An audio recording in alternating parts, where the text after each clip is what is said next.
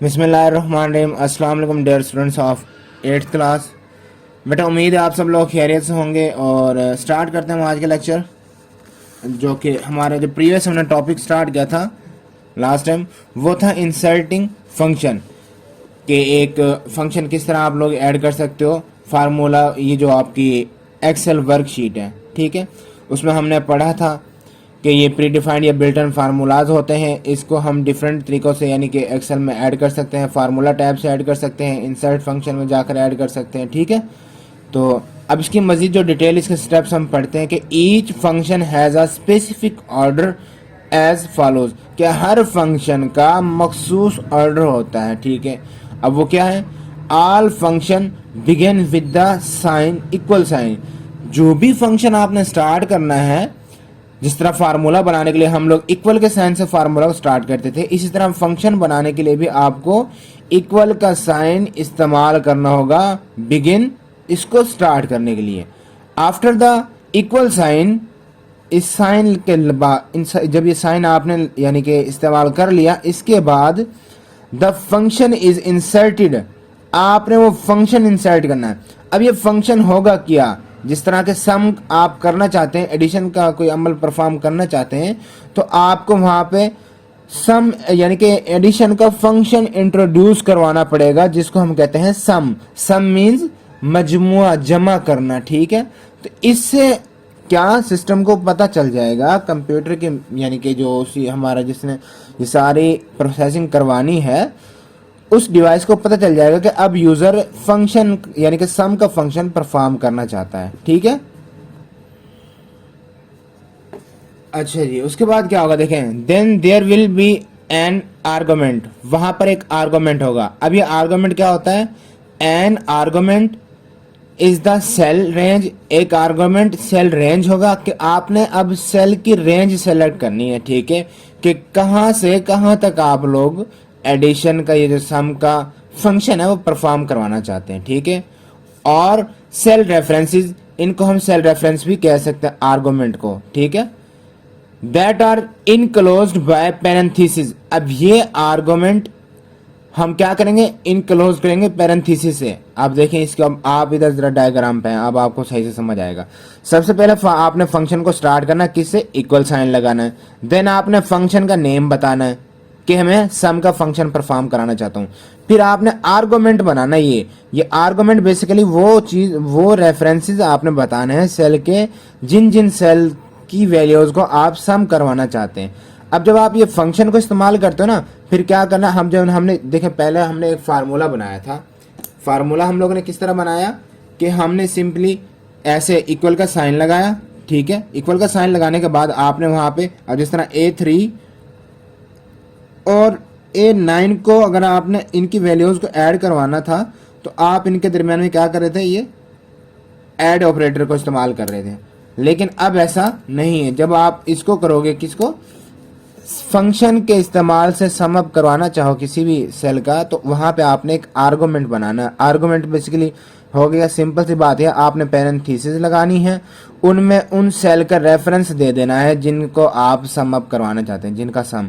अब यहाँ पे A3, तो अब ऑपरेटर यूज नहीं करना प्लस का, अब आपने सिर्फ ये कॉलन लगाना है, डबल कॉलन, ठीक है, डबल कॉलन दरमियान में लगाना है। देन आपने A9 लगाना। अब इसका मतलब क्या देखें, if there is more than one argument, अगर यहां एक से ज्यादा आर्गुमेंट होंगे, separate each by a comma. अब आपने A3 और A9 को कर दिया ऐड। अब अगर आप इधर मजीद कोई वैल्यू ऐड करवाना चाहते हो सम के साथ, आपने क्या करना है? A9 के बाद कॉमा लगाना, देन आप लिख देना यहाँ पे B1 डबल कॉलन B3, तो मतलब वो उनको भी ऐड कर देगा। A3 और A9 को ऐड करेगा, B3 और B1 को ऐड करेगा, ठीक है। An example of a function with one argument, एक मिसाल एक आर्गुमेंट के साथ, that adds a range of cell, जो कि एक रेंज को यानी कि ऐड करेगी A3 थ्रू A9, A3 से A9 तक। Sum commonly used function are as follows, कुछ यानी कि कॉमनली इस्तेमाल होने वाले फंक्शंस हैं वो हमारे पास, यानी कि अब उनकी मजीद हम डिटेल देखते हैं। सबसे पहले आपके पास है sum. The sum function adds all the numbers. ये फंक्शन यानी कि सम फंक्शन क्या करेगा, तमाम उन नंबर्स को ऐड कर देगा that user specifies as argument, जो यानी कि यूजर ने जिन सेल्स का रेफरेंस यहाँ पे दे दिया, यानी कि A3 colon A9 colon A2। अब ये हमारे देखिए ये वाली जो रेंज है ये हमारा B कॉलम और ये इनकी रोज देखें। अब ये हो गया B, इस सेल का यानी कि रेफरेंस क्या होगा B5, ये B6 B7 B8 B9 B10। लेकिन ये B10 का ऐड नहीं करना आपने। अब उसने क्या करेगा, वो सिंपली ये करेगा, देखें each argument can be a range a cell reference. हर आर्गुमेंट क्या करेगा, एक रेंज होगी, सेल रेफरेंस भी होंगे, एन अरे भी। अरे बेसिकली क्या होती है, अरे वो होती है जो मुख्तलिफ मेमोरी लोकेशंस। अब देखें ये हमारी डिफरेंट मेमोरीज हैं जिनके अंदर हम वैल्यू को स्टोर करा रहे हैं कि B5 एक अलग मेमोरी है, B6 एक अलग मेमोरी लोकेशन है, B7 एक अलग मेमोरी लोकेशन है। ये सारी कंसेक्टिव मेमोरी लोकेशंस है। कंसेक्टिव मेमोरी लोकेशंस वो होती हैं जो एक तरतीब के साथ आती हैं, यानी कि एक के बाद एक। देखें जिस तरह अभी हमारे ये जो डिजिट्स की काउंटिंग करें तो 5 के बाद 6 आता है, 6 के बाद 7 आता है, 7 के बाद 8। तो ये कंसेक्टिव है, एक तरतीब के साथ, यानी कि ये हमारी जो डिजिटिंग है ये आगे बढ़ रही है। इसी तरह की जो वैल्यू वो मेमोरीज जो एक तरतीब में हो, ठीक है, उनके दरमियान में कोई गैप ना हो, तो वो जो होंगी मेमोरीज वो कंसेक्टिव मेमोरीज कहलाती हैं और वो कंसेक्टिव मेमोरीज ही एक अरे बनाती हैं। ठीक है, अरे की समझ आ गई आपको। उसके बाद जो सेल रेफरेंसेस हैं, सेल रेफरेंसेस बेसिकली वो सेल के नेम है जो हमने फार्मूला के अंदर आर्गुमेंट में लिखने हैं और फिर वो आर्गुमेंट में उन्हीं सेल की वैल्यूज को उठाएगा जिनका हमने रेफरेंस दिया था। ठीक है, आ कांस्टेंट, अब एक कांस्टेंट भी हो सकता है। A formula or the result from another function.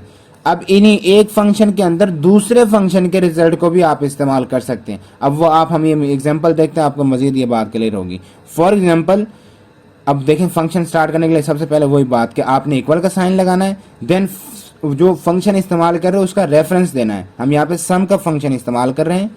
उसके बाद आपने आर्गुमेंट बनाना है B5। अब देखें ये वैल्यूज कितनी हैं, B5 से लेके B9 तक आ रही हैं। ठीक है, और B10 में हमने उनका सम किया है, तो आपने B5 डबल कॉलन लगाना है, देन B9 लिखना सिर्फ, यानी कि रेंज आपने बता दी। अभी आप लोग ये जो रेंज की बात यहाँ पे हुई थी ना, वो रेंज आप बता रहे हो कि B5 से लेकर B9 तक इन सेल्स, यहाँ B5 से B9 तक जितने भी ये सेल्स हैं इन सब को क्या कर दो, सम अप कर दो, इन सब की वैल्यूज का सम अप कर दो। ठीक है, एड्स ऑल द नंबर्स, तमाम नंबर्स को क्या करें, जमा कर दें, that are content in cell B5, जो कि कौन कौन से सेल्स को जमा ऐड करना है, जो मौजूद हैं B5 से B9 के दरमियान, और B5 और B9 भी शामिल हैं, as shown in the figure 3.14। ये आपका सम एक फिगर है आपके सामने, ये डिफरेंट वैल्यूज दे रखे हैं 65 98 45 -23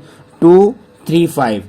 इन वैल्यूज की हमने एक देखें, पहले आपने ये रेंज दे दी, रेंज का बता दिया ना कि B5 से लेके B9 तक ये गिवन रेंज है, और इन सारी वैल्यूज को सम अप कर दो, इनको यानी कि एडिशन परफॉर्म कर दो, जो भी इनका सम आएगा वो B5 में आ जाए। अब B10 में आ जाए। B10 में आया कैसे, आपने जो ये फार्मूला जो फंक्शन बनाया था इसको B10 में लिखा है, इसलिए इनका आंसर B10 के अंदर आया। अगर आप किसी और सेल के अंदर ये अपना फंक्शन राइट करोगे तो जिस सेल में आप इस फंक्शन को इस वर्कशीट पर राइट करोगे उसी सेल में आपको इन सब का रिजल्ट नजर आएगा। तो बेटा उम्मीद है आपको ये अच्छे से समझ आ गया होगा इंशाल्लाह ताला, और आपने इसको यानी कि याद भी करना है। अब लिखने का होमवर्क आप देख लें कि आपने पहले ये 3 स्टेप लिखने हैं। ठीक है, एक फार्मूला के डिफरेंट यानी कि ऑर्डर का क्या है, आपने इक्वल से स्टार्ट करना है, देन आपने फंक्शन इंसर्ट करना है, कौन सा, ये हो गया। उसके बाद ये 3rd स्टेप आर्गुमेंट क्या होता है, आपने आर्गुमेंट के क्या करनी है, वैल्यू वो डेफिनेशन लिखनी है। आर्गुमेंट की डेफिनेशन यहाँ से स्टार्ट हो रही है यहाँ तक, ये आर्गुमेंट की डेफिनेशन है। अगर एक से ज़्यादा आर्गुमेंट देना हो तो उसको आप फार्मूला वगैरह से आप सेपरेट करोगे, आपने इसको यहाँ तक लिखना है। ठीक है, यहाँ तक लिखने के बाद आपने देन सम की वो लिखनी है, यहाँ से सम को स्टार्ट करना है। इसको स्टार्ट आप करते हैं यानी कि each argument can B range, इसको आपने यहाँ तक लिखना है, और ये फिर उसके बाद एग्जाम्पल लाजमी लिखनी है, ये वाली एग्जाम्पल। यहाँ तक, ये एग्जांपल ये लिखनी है। तो ये आपको लिखने का 3 चीज़ें, यानी बाकी इंशाल्लाह हम लोग नेक्स्ट लेक्चर में कवर करेंगे। तब तक के लिए अल्लाह हाफिज़।